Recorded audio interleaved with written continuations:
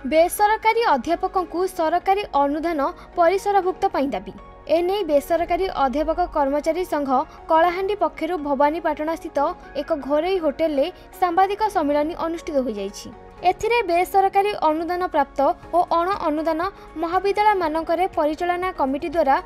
1 जून 2008 रु 1 जून 2018 मध्य नियुक्ति समस्त अध्यापक कर्मचारी को अनुदान परिसरभुक्त करने संघ पक्षर दाबी कर मैनेजमेंट स्टाफ आम विगत 6 वर्ष है मुझे चाकरी आम सर्विस रे अच्छु किंतु आम दरमा बहुत कम दौरान से काम आम भी करुँ जो मैंने कि 1.5 लाख दरमा पाचन से भी सेतिकी ही काम करें गोटे दिन में 5टा ରୁ 6टा क्लास प्रैक्टिकल क्लास करुँ सब करुँ जेनटा कि गोटे 1.5 लाख पाउथबार गोटे अध्यापक करुँचन। तो आमर दाबी है आम एत जेन परिश्रम करुँ से अनुसार जेहेतु आम डिजर्विंग आउ जीआईए पाइबार लगी सरकार आमर अनुरोध के ग्रहण करूँ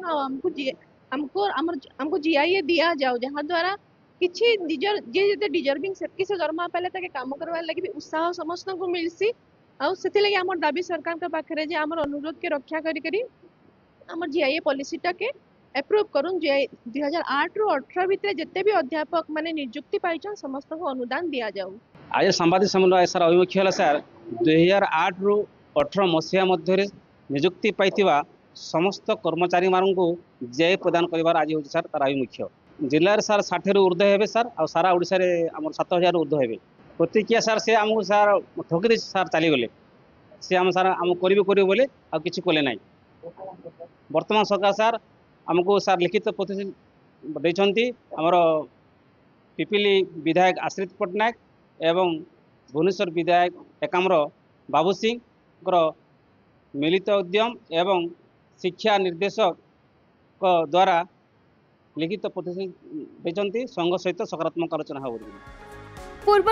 एने बारंबार दाबी कर सरकार कौनसी कार्यानुष्ठान नेउनथिबा अभियोग होईछि। अन्यपटे संघर सभापति श्रीजुक्त विश्वरंजन दास सेप्टेम्बर 19 रे आमरण अनशन रे बसथिले। से समय मुख्यमंत्री प्रत्यक्ष हस्तक्षेप पिपिली विधायक असित पट्टनायक विधायक एकाम्र बाबू सिंह एवं उच्च शिक्षा विभाग निर्देशक उपस्थित रही एक लिखित प्रतिश्रुति देथिले। अक्टोबर 10 रु अक्टोबर 20 मध्य संघ सहित आलोचना कराजियो बोली कहिसेंती। एने संघ पक्षर सरकार आम दुख शुणिबे तेणु लिखित प्रतिश्रुति हिसाब रे आलोचना करी कार्य करिया पई निवेदन करिसेंती। कलाहांडी मनोज कुमार नायक रिपोर्ट खबर ओडिशा।